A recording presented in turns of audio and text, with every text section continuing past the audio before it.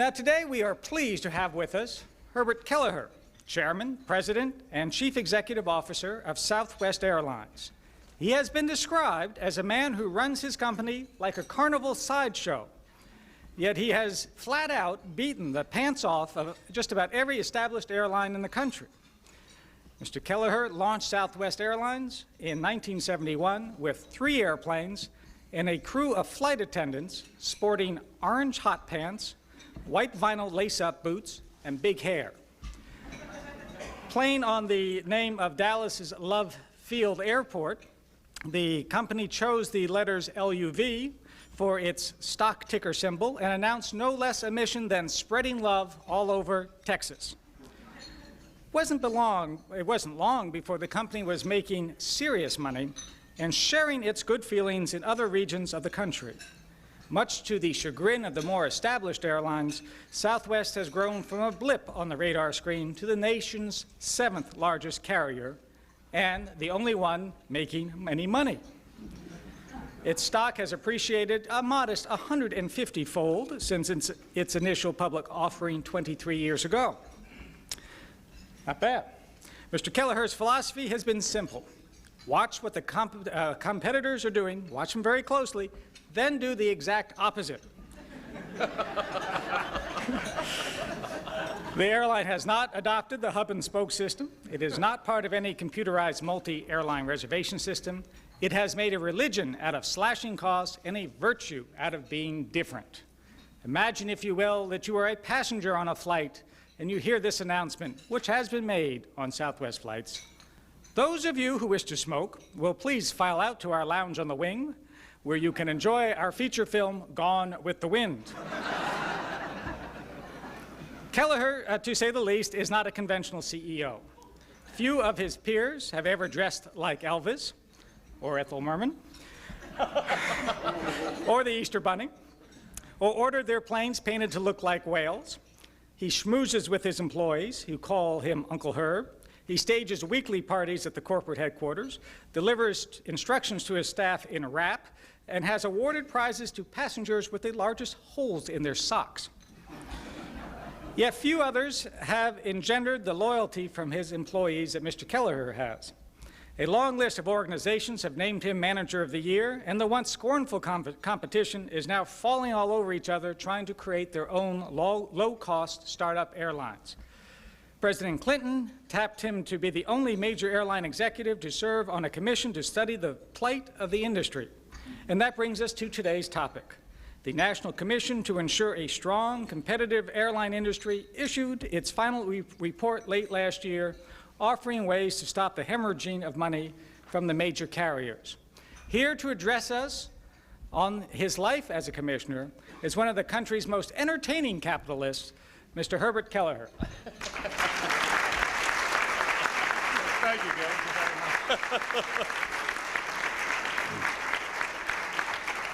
With respect to any honors that I have received, I told the Texas Breakfast Club this morning that there are 4 prerequisites to achieving those. First of all, you have to live to be 60.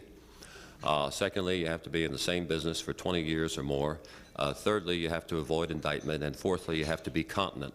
And if all those things coincide, then they start giving you honors. That was a very charming, delightful, and heartwarming introduction. But it reminds me of what Dr. Umberto Nordio said at an Air Transport World Luncheon many years ago in New York when he was selected as the airline CEO of the year. Now, you realize, and Jane Hickey knows me too well to let me get away with this, that I've just told you that I was at that award luncheon. That was designed to produce in your minds the idea that I might have received an award. That was not true. I was just helping the older guys to get to the party and get their drinks. I have to confess, Jane, because you tell everybody anyhow. But Dr. Nordio got a wonderful introduction like that, and he said something that I've always remembered. And he said, you know, to the audience, he said, you know, such introductions are like perfume. They are to be sniffed, but please don't swallow it. But thank you very much. And after hearing about the most distinguished roster of speakers that you've had here recently, and those who will succeed me in the weeks to come, I must say that I'm very profoundly and very personally and very emotionally grateful that the National Press Club has seen fit to lower its standards sufficiently so that I could become one of its luncheon speakers. And when I say that, you must understand that it's said in the context of being 100% Irish. And you know the story about the Irish. The reason that the potato is the staple of the Irish economy, while oil is the staple of the Arab economy, is that the Irish got first choice. And I think that you're having me here is a great thing for America in a way because it comports with the Jacksonian tradition of egalitarianism. And I think perhaps it's the same strain of egalitarian thought which led President Clinton to appoint me to the National Airline Commission. Put simply and succinctly, I think he was probably looking for the lowest common denominator of the airline industry, someone who bore the same relationship to airlines as plankton does to giant sea creatures. In fact, upon official presentation of the Commission's report to the President, to the Vice President, to the Secretary of Transportation, to the Chair of the Council of Economic Advisors, and to the Administrator of the FAA, I informed all auditors that the other members of the Commission had concluded that my appointment reduced the average IQ of the entity by approximately 10 points. And I think that's quite a feat since there were 15 people on it. But it was, as you'll remember, the National Commission to ensure a strong and competitive airline industry. It was given 90 days to produce its report. It reminds one of the 90-day wonder second lieutenants of World War II. For instance, my older brother wound up on a destroyer, and his executive officer, 90 days before, had been a shoe salesman in Philadelphia. They were designed, or they were ordered, rather, to conduct convoys to Murmansk and wound up in the Caribbean instead, thanks to that. But it turned out we weren't 90-day wonders because the government printing office required 21 days to print the report. So we became 69-day wonders instead. Now, I want to tell you what I did, and this was purely out of the goodness and the charitable qualities of my heart and in the interest of good citizenship. I offered to print the Commission's report overnight at Southwest Airlines.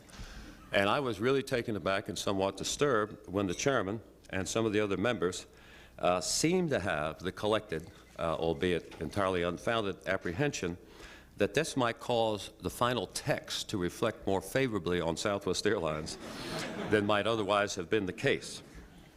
But the Commission did produce a report after receiving copious amounts of oral and written testimony within that short period of time, and that really is a tribute, I think, to the excellence of its presiding officer, former Governor Gerald Baliles, and to the dedicated and substantive and cooperative nature and focus of the other 14 members of the Commission and the members of the Commission staff, who really were dominated by goodwill, animated by sincerity, had a tremendous amount of energy, and responded with substantive alacrity to the magnificent leadership of Governor Baliles.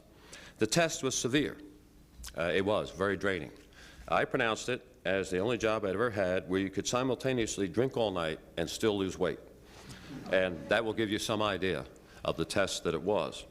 I was criticized for smoking in the Commerce Department auditorium, and that apparently is in violation of government rules. And my response was, well, I'll start smoking in the ladies' room. And if I'm apprehended, the smoking will be a secondary issue. I was put to the test when Randy Babbitt, the president of ALPA, got up and made a motion and looked down at me and said, and any commissioner that opposes this motion identifies himself ipso facto as a predatory pricer. I had a real tough time, and I did vote for it because I knew it wouldn't carry. And Governor Baliles, every morning when I came in, would slip up to me and hand me a little vial of Visine and say, I think you ought to use this since you're going to be on CNN for the rest of the day. The adoption of the Commission's report was, in effect at least, unanimous. Now, John Peter Paul from the IAM, and incidentally, I told John early in the proceedings, John, you can have your way with me. I never cross a guy that's named after 3 saints. I'll take on 1 saint, I'll take on 2 saints, but not 3 saints. He filed what was labeled a dissent, but it was really a concurrence in Supreme Court terms, because John basically agreed with the recommendations that were made. He thought additional ones should have been made, and he emphasized some textual points that he thought should have been changed. Turning to the content, remember it was a 90-day commission to ensure a strong, competitive airline industry.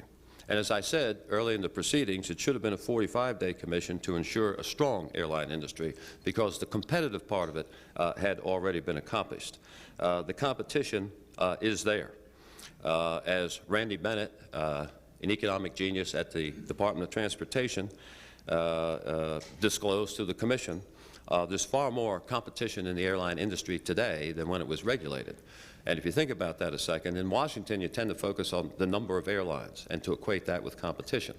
Well, under the old regulated regime, you had Western, and guess what? It flew in the western part of the United States. I figured that all by myself. It took me a year.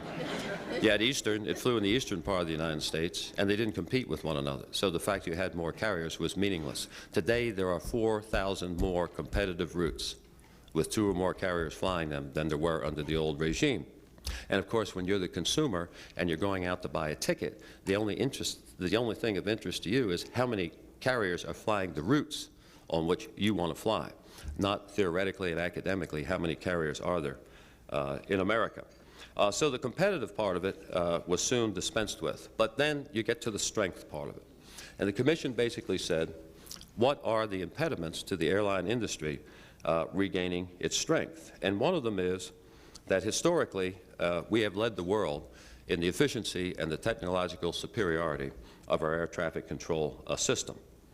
The Commission noted that there has never been a major commercial industry in the United States whose minute-by-minute operating efficiency is capped by the daily operating efficiency of the federal government. And I'm referring to the air traffic control system because it tells you when you can push your plane back, when you can taxi it out, when you can take it off, where you can land it, when you can land it, when you can taxi it in, and when you can bring it to the jetway. The Commission also noted that there seems to be a fundamental inconsistency between the traditional, and I might say stereotypical, processes of government and the operation of a 24-hour-a-day, high-technology, capital-intensive air traffic control system. As an example, and this is not a criticism of the people of the FAA, by the way, who do a fabulous job under very difficult and constraining circumstances, namely government regulations that don't apply to an operating agency as opposed to a planning and studying agency. But as an example, the FAA cannot function well in a standard government environment where the procurement process is so laborious that it ordains that computers that the FAA orders are obsolete before they can be delivered. And that's absolutely the truth. At Southwest Airlines, we write off a new computer within 5 years, figuring it's economically obsolescent. It takes the FAA longer than 5 years to get a new computer. And that's not a good thing for aviation. The Global Positioning System, that's a satellite-based navigation and air traffic control system. The Commission noted that trucks use this to find their way, that boats use it to locate themselves on the ocean. And I'm talking about 10-foot little boats, you know, with a little outboard engine that are putt-putting around. But it has not been made available to commercial air service. And that implementing that system, already in use by other modes of transportation, would produce estimated savings of approximately $5 billion per year for the airlines and for consumers. Ultimately, that system has the capability of providing zero-zero landing and taxiing and takeoff capability, which means when you can't see the runway, when you can't see overhead at all, you can still land and take off. You might not want to do that, but the capability could be there. And for that to work, it must be integrated with a completely modernized ATC system. And it was suggested by the Commission that this should involve a look at restructuring or reorganizing the FAA on behalf of the excellent people that work there so that in an unfettered, unconstrained way, they can accomplish the things that they need to do. The Commission suggested a federal public, not private, corporate entity within the Department of Transportation to manage and to fund the air traffic control system and related functions, with the source of funds being user fees. At that time, Senator Hollings had made it fairly clear that he was against any such proposal. Senator Ford appeared to be neutral. Chairman Mineta said that he thought it might be a good idea, but it would never pass the United States Congress. Chairman Oberstar was clearly opposed to it. And now it's clear that Chairman Ford opposes it as well, and Chairman Mineta is not very enthusiastic about the idea. And now that these positions have been taken, I think it's important that we consult and have a dialogue with the Congress and get the benefit of its expertise and its experience and its guidance as to how this should be accomplished, because the interesting thing about all this is that nobody gainsays that the end results are good. Nobody says action should not be taken. It's a question of how it should be taken and in what guise. And as someone once said, and I think it was me probably, or Bianca Jagger, I'm not sure which, or it could have been Calvin Coolidge, you know. He was a very valuable guy, very communicative, that there are 100 roads to Rome. And I think once a dialogue starts between the leaders of the Congress and the Vice President, if they're interested in achieving the same end results, which they are, I think that that will be able to be worked out politically. And I think it will be an excellent dialogue. And so we're looking forward to helping the FAA in that respect. With respect to regulatory burden, it's kind of interesting, and I made this point. I thought of it one night after a couple of pops, and that is that there is no regulatory budget for the federal government or any other government. In other words, you have this unseen tax person coming in, passing regulations and taking billions away from the American consumer with no identification as to what the costs are, and it might be well to quantify those costs so the government would have a better understanding of the costs it's imposing on the American consumer and the inefficiencies that it's creating with respect to our effective global competition with other countries around the world. Also, the suggestion was made, and I know that this is extremely radical, but nonetheless, we gathered our courage and made it, that the Congress and the Department of Transportation be informed of the cost of the legislation that they passed and the regulations that they adopted. And that in order to determine that cost, it might be well to have some objective and impartial mechanism to determine the cost versus benefit ratio of proposals that were made, because they are supposed to have some relationship to one another in other than political terms, in economic terms. Also, it was suggested that there be a regulatory review to eliminate or to amend existing regulations of the FAA and the DOT, since some of them have been in existence for about 50 or 60 years and really pertain to piston engine commercial aircraft, of which there are very few left in the United States. It was also suggested random drug testing rate be reduced from 50% random testing each year, since there is no incidents worth mentioning of drug use in the airline industry. And someone, whom I greatly enjoyed, said they also recommended that the pre-employment alcohol testing be done away with, saying that that was really an IQ test rather than the test of your use of alcohol, because if you showed up drunk for an interview, you shouldn't be hired, not because you were drinking, but because you were stupid. On this section of the Commission's report, the score is virtually 100%. The global positioning system is rapidly becoming a reality. The FAA is expediting its implementation every day and accelerating in that respect. It has abandoned the microwave landing system now, which was sort of an interim measure and not nearly as effective.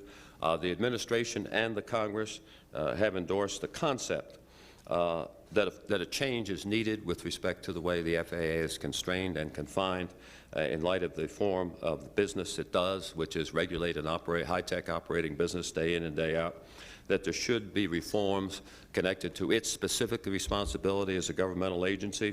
And I'm sure, as I said, that our political leaders in the Congress and in the administration will be able to work that one out among themselves, and we want the results. The form is subsidiary to that.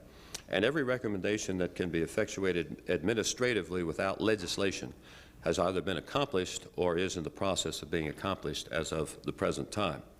The second thing the Commission pointed out, and this was particularly insightful, I think, in an industry that lost $12 billion in the last 4 years, that since the time of the Wright brothers had a net deficit as a result of its operations. Somebody once said that if Wilbur and Orville were alive today, Wilbur would have to fire Orville in order to reduce their costs. That the industry needed financial strength in order to be able to respond rapidly to change. And the Commission said that the industry had partially been debilitated and weakened by some of its own decisions and some of its own actions during the 1980s. But it also pointed out that the industry is evolving in ways that are designed to rectify those problems. And by that I mean the elimination of unprofitable hubs. We were over-hubbed in the United States, less emphasis on market share per se and more on profitability, the curtailment of capacity growth, bringing in new airplanes, productivity increases, and many such things. The key, however, I think, was the Commission's finding, which I think was amply supported by the financial community as well as the Department of Transportation in its studies, that a turnaround in the economy in and of itself would not cure the ills that beset the industry. That it would take until the end of this decade for the airline industry as a whole simply to repair the damage done to its balance sheets between 1990 and 1994. Because when you lose $12 billion, it takes some time to restore your balance sheet to its former condition. And against this, the industry, airline industry, really never achieves even the average profit margin for U.S. industry as a whole in the best of times, despite the fact that it's a very risky industry because it's fuel intensive, it's labor intensive, it's capital intensive, and it is intensely cyclical, ebbing and flowing, waning and waxing with the condition of the economy itself. So it should have a higher net profit margin if the old saw in America about the more risk, the more reward goes together.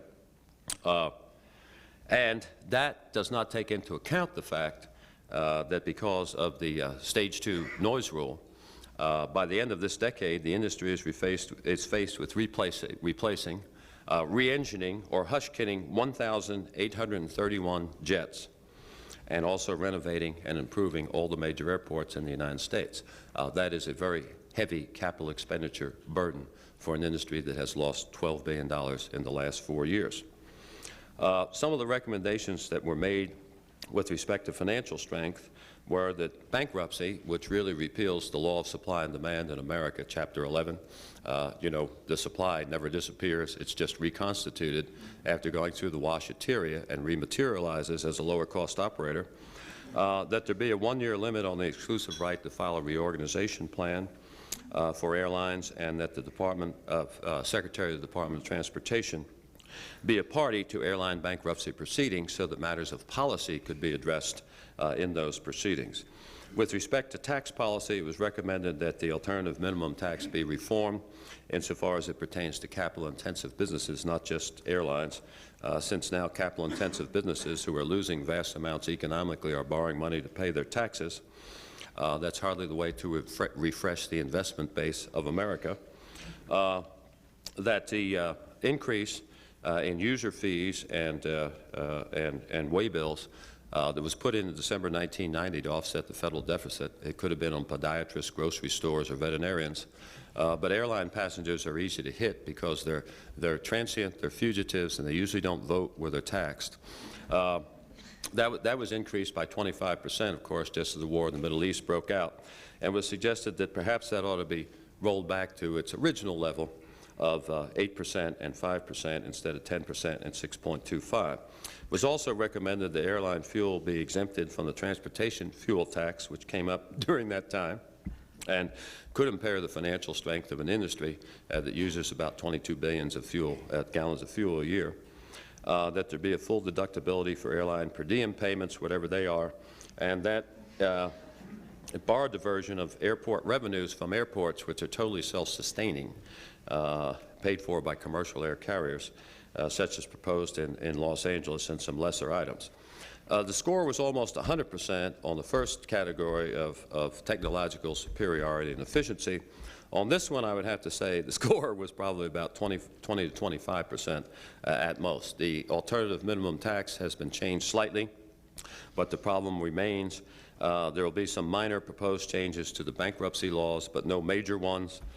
Insofar as user fees are concerned, budgetary problems are going to prevent anything being done about those. As far as the fuel exemption is concerned, it's for 2 years only. And as far as airport revenue diversion is concerned, DOT is formulating regulatory proposals right now, but legislation may be required. As far as the statute of repose is concerned, you may not realize that the United States was the general aviation leader of the world for many, many decades after the Second World War. Because of the fact that we allow lawsuits to be brought against general aviation manufacturers 35 years after they manufactured the airplane or the engine, and there's this tremendous tail of liability that accompanies that business now, we have lost that leadership and 100,000 jobs to other countries. It was suggested that maybe there ought to be a 15-year statute of repose so that after the product had been in the market for 15 years and airplanes are constantly being changed, refreshed, and so on, that there was no longer liability in an attempt to bring back 100,000 jobs in general aviation and our leadership in the United States. We used to produce 18,000 piston general aviation airplanes per year. I think now we produce something like 200 or 300. And that's because a company is being held liable for the performance of an engine that in one case it manufactured 32 years previously. And anybody who knows anything about airplane engines will understand that that had undergone probably 15 overhauls during that time, that everything originally placed in the engine by the manufacturer had been replaced, and yet nonetheless held liable. There was a case where someone was trying to escape pursuers and jumped into a Piper Cup. And as they took off trying to escape their pursuers, they ran into a fuel truck that was in the runway. And the Piper Company was held liable for defective design with respect to this 1930 airplane because it was a tail dragger and you couldn't see over the top of the dashboard when you had the tail down. And so Piper received some liability for its defective design in that period.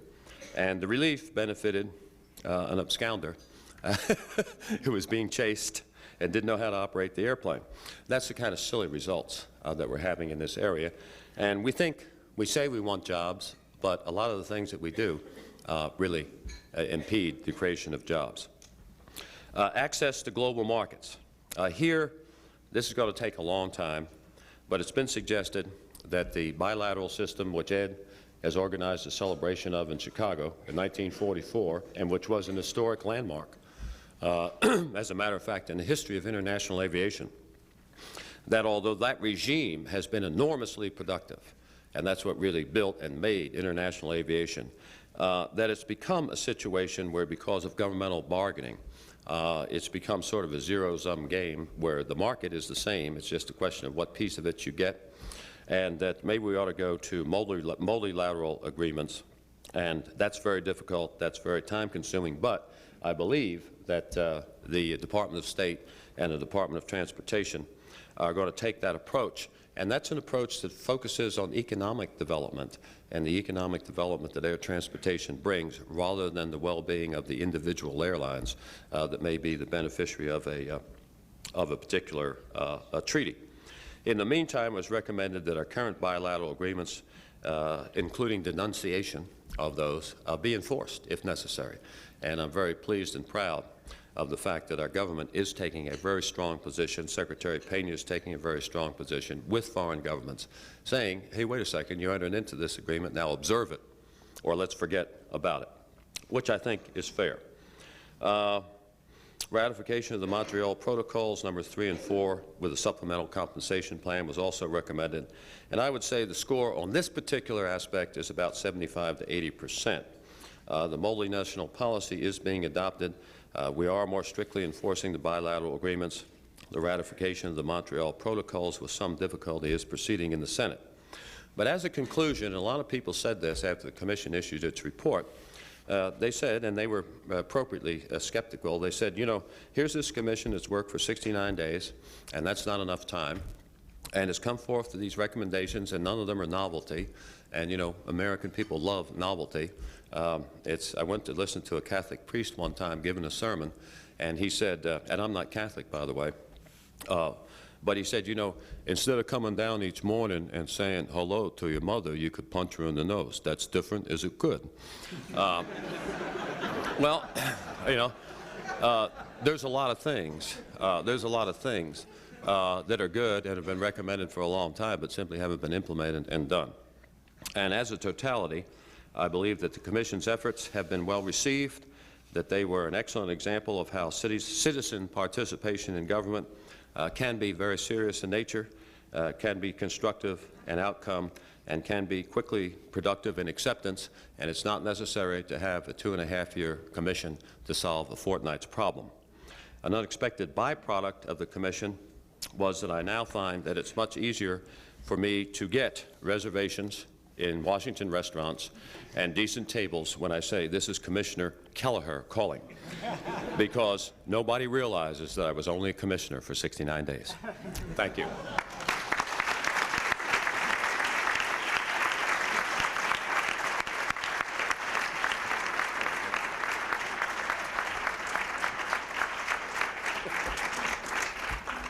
Thank you very much, Mr. Commissioner. Lots of questions here.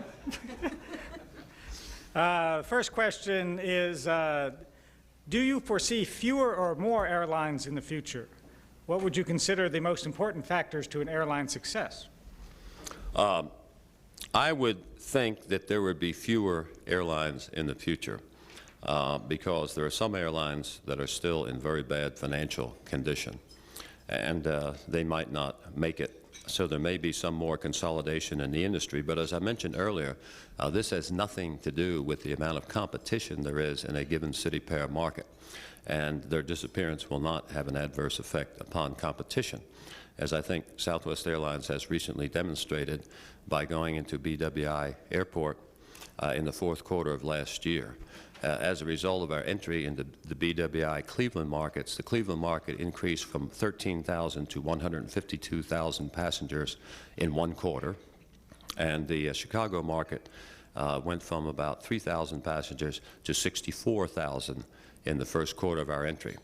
So there will be competition. The competition will be stimulative, and the number of airlines does not necessarily have any message to deliver about competition whatsoever.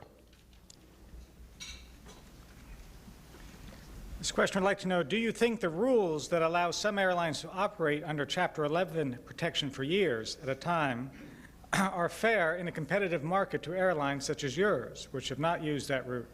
Specifically, would America West Airlines be out of business if not for Chapter 11? Well, I think the English are smart enough to realize that Chapter 11 is a repeal of the laws of supply and demand, so they have refused to install it in their bankruptcy system. That at some point, if the fundamental economic doctrine that we're supposed to believe in exists, you have to allow excessive supply to disappear.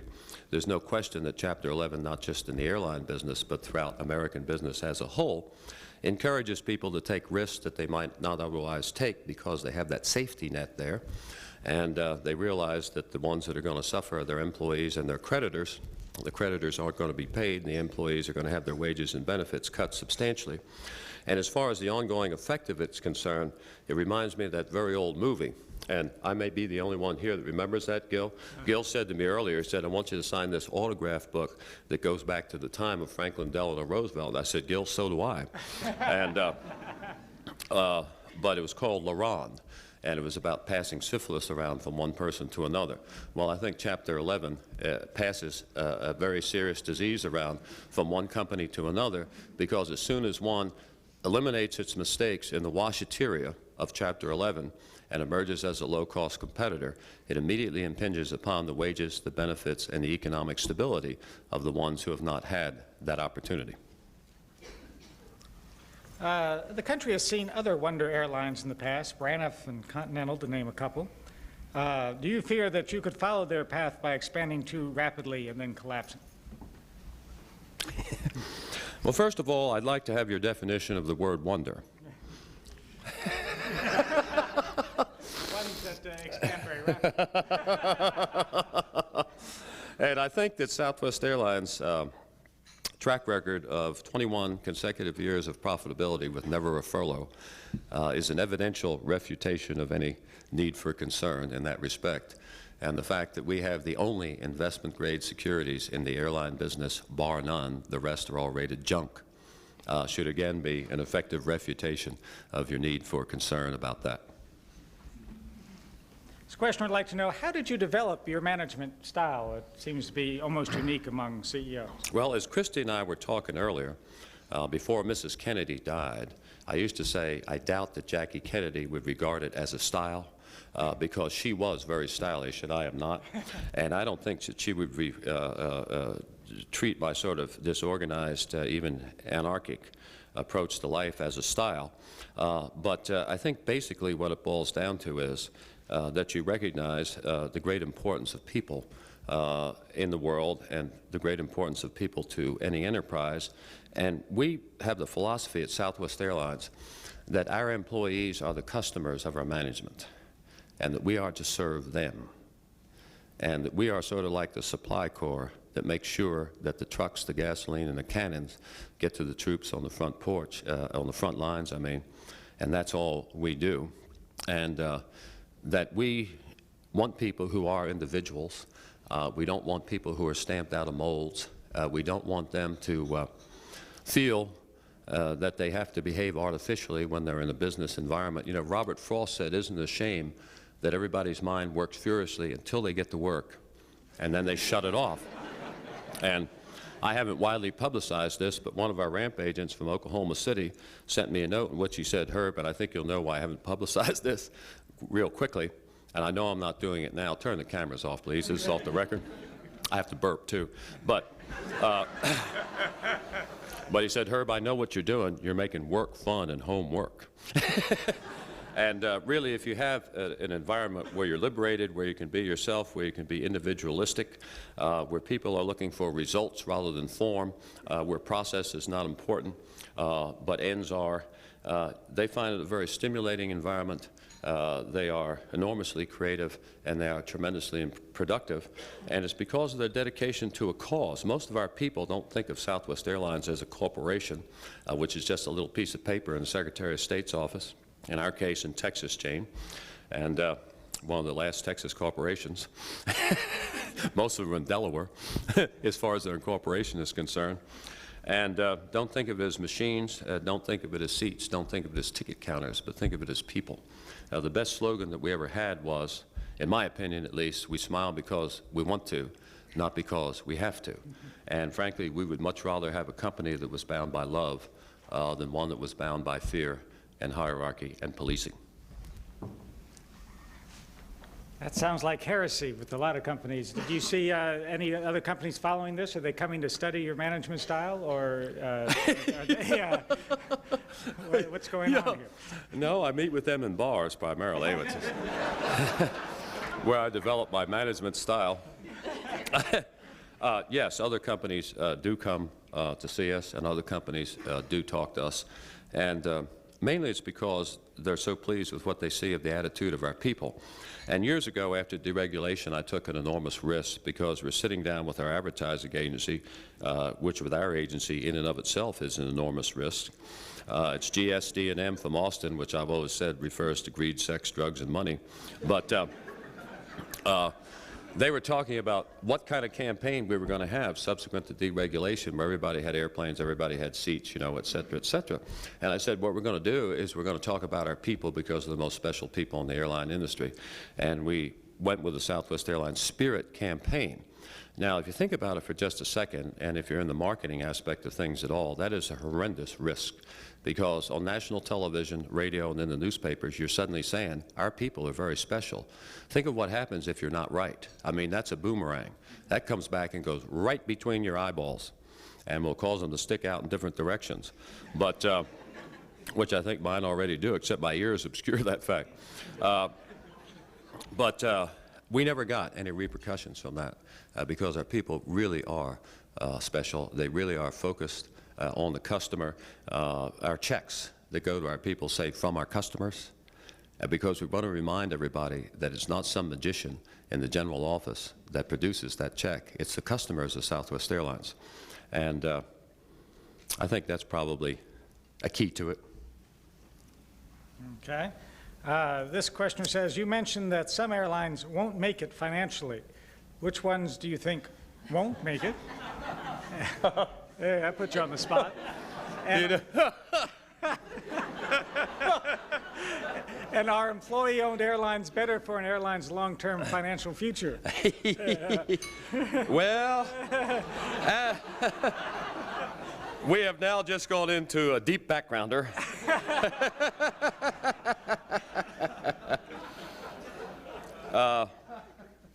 Which airlines won't make it? It reminds me of when I was given it. It's, you know, this is going to be a little indirection. You know what's coming.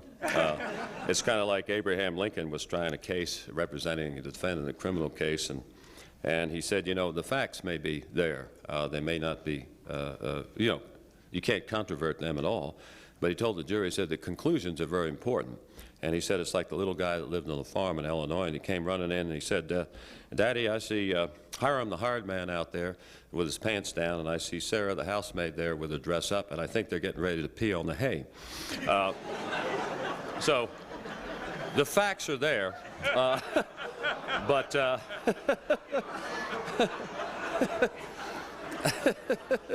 you can get in trouble with the conclusions.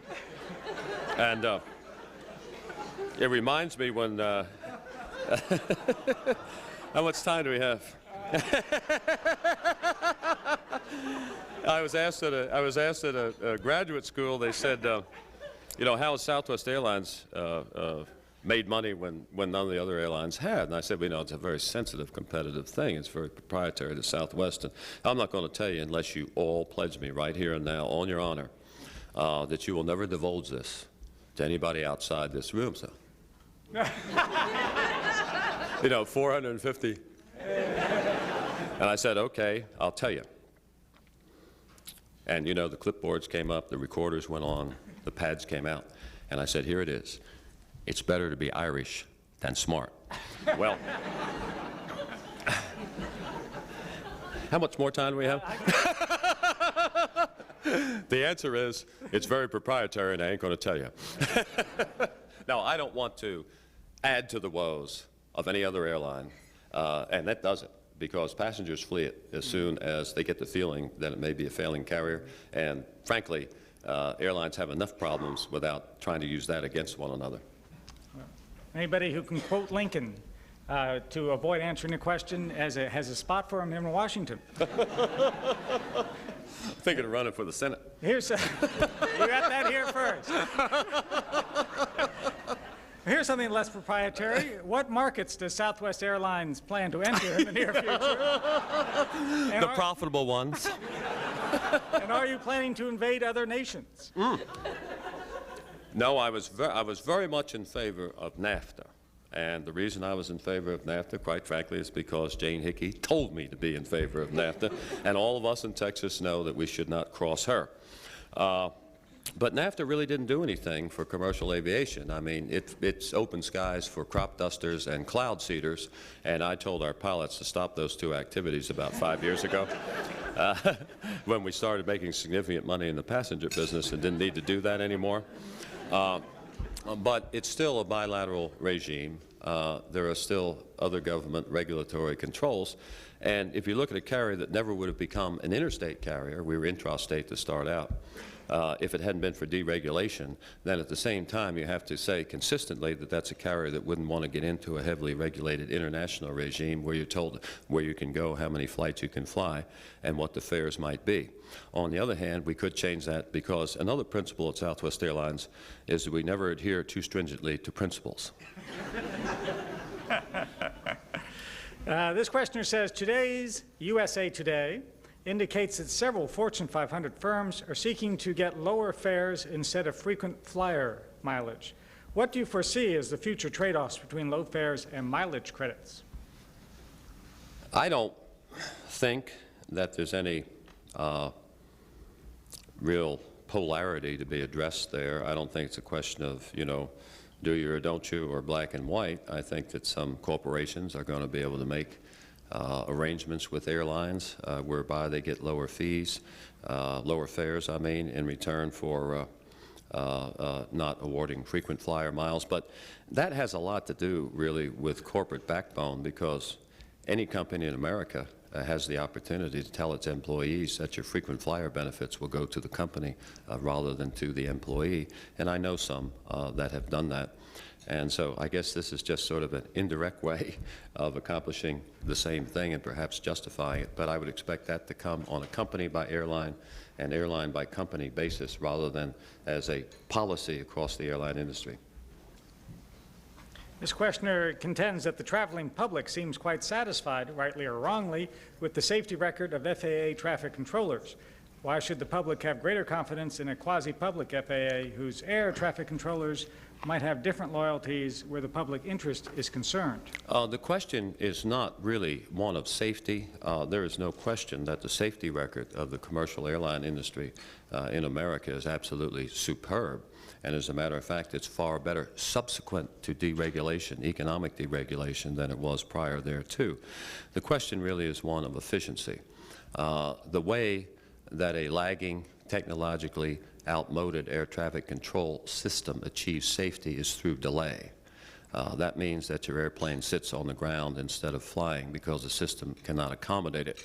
If you want an example of the way that that works, in 1981, as I remember, about 13,000 controllers walked off the job and were not replaced. Were there any accidents in air transportation? Does anybody remember any? No, there weren't any. And the reason for that was that you had a 75-mile separation between jets flying between San Antonio and Dallas, and the safety of the system was preserved in that way. Now, you also had to wait for 2 or 3 hours in order to take off. So the question is one of efficiency, not one of safety. And insofar as having other operators of the air traffic control system, I'm not saying that's necessarily the way that it has to be accomplished. The FAA can be freed of its straitjacket in other ways, I'm sure. But if you look around the world, it's not as if this is something unprecedented. New Zealand has a privatized, not a public corporation, but a privatized air traffic control system, which is immensely successful and produces a profit each year, and so does Great Britain. This question wants to know, what are your concerns, if any, relating to FAA Administrator Hinson's scale back of the advanced automation system? I'll tell you, that is a very complicated, difficult undertaking that involves about 1,250,000 lines of software code. And frankly, I have to confess my inadequacies to you. I've only been through about half the code thus far, and I'm working on the remainder of it. But that is a very difficult project. I think it's time for its reassessment. I think it's gotten into a lot of difficulty for a congery of reasons, and I think that the administrator is taking a very down-to-earth, very pragmatic, very business-like attitude towards it, because what he's saying is, let's evaluate what we have and see what's worthwhile and what's not. Let's see what we can put in that's off the shelf instead of being invented again for the 6th or 7th time. And let's freeze the requirements for the development of the system. You know, it's very hard to develop a complex system when the requirements are being changed on you every 2 weeks. And so I think he's taking a very logical and a very sound path, and I think what he's doing will actually expedite the implementation of the system. And my experience with systems, by the way, new ones, is that way. We had people working on the system for 2 years at Southwest Airlines, and it was the most complex flight-following, real-time weather system of any airline in the United States. And we brought in a new systems fella, and he looked at it and he said, Herb, 80% of the benefits of this system have been here since the first 6 months. But they're trying to treat it as a perfect end game where everything has to be in place precisely. And I think the administrator is being very realistic and very pragmatic when he says, hey, there's a lot of value that's already been achieved here. Let's put that into effect. And then we'll smooth and we'll hone and refine and we'll add later. And we put our system in that system that I was talking about into effect, and it delivered 80% of the benefits. So we got 80% of the benefits while we're producing the 20% of the refinements, and I think essentially that's what he's talking about, if I understand his approach correctly.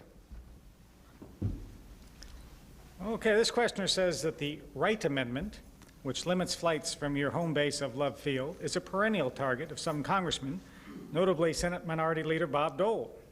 What do you think of this blatantly anti-competitive restriction on your business, parentheses, speak freely, Jim Wright is no longer Speaker? Actually, we fought the imposition of the Wright Amendment on Love Field in Dallas.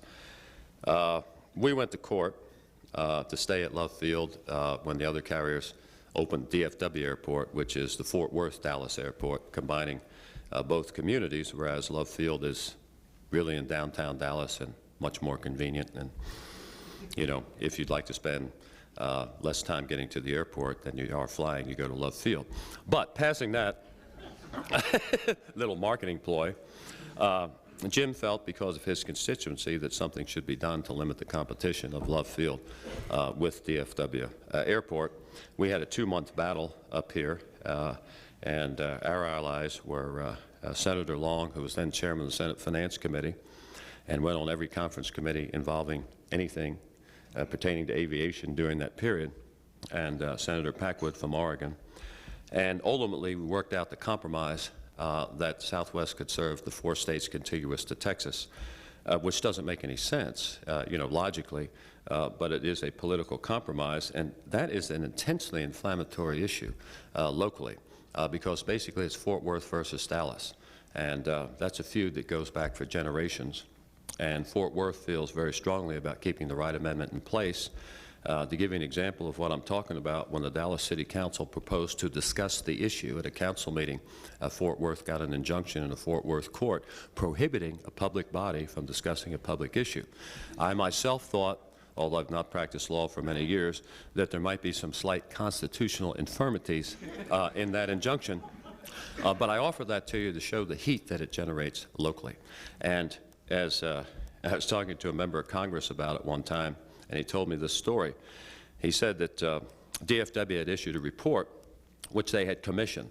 And if you really read the report, which of course nobody ever does, they just characterize it the way they want to and say it supports their position. But if you really read the report, it said that DFW would continue to grow at a lesser rate, 9% instead of 12% a year, if the Wright Amendment went away, which is not the equivalent of electrocution, since most airports are growing at the rate of 1 or 2% a year anyhow.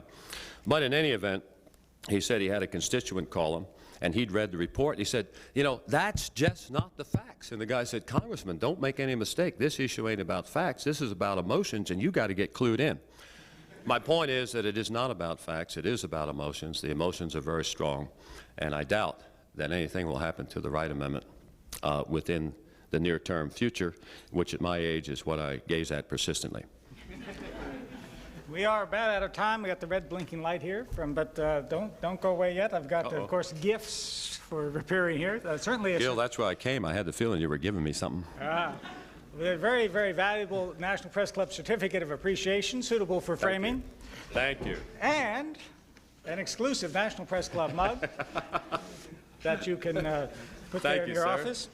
And I appreciate that. Can I put anything into it I want to? Yes, it is suitable for coffee or bourbon, whichever you like best. I won't ask that question about who your successor is going to be, but that was Howard Banks that asked that question. Your roles as Elvis, Ethel Merman, and the Easter Bunny, do you have a favorite among those? No, I prefer the role as charismatic and infallible leader. Thank you.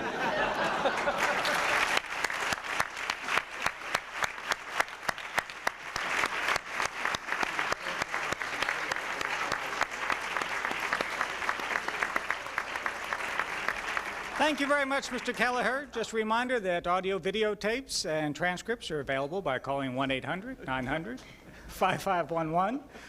And that I thank you very much for coming. We look forward to having you all come back here next week. Thank you. Thank you. And thank you for that delightful introduction. Oh, that was fun. That was, well, you can thank Dan. Actually, Dan wrote most of that. Oh, we did? Yeah. Thank you. The introduction?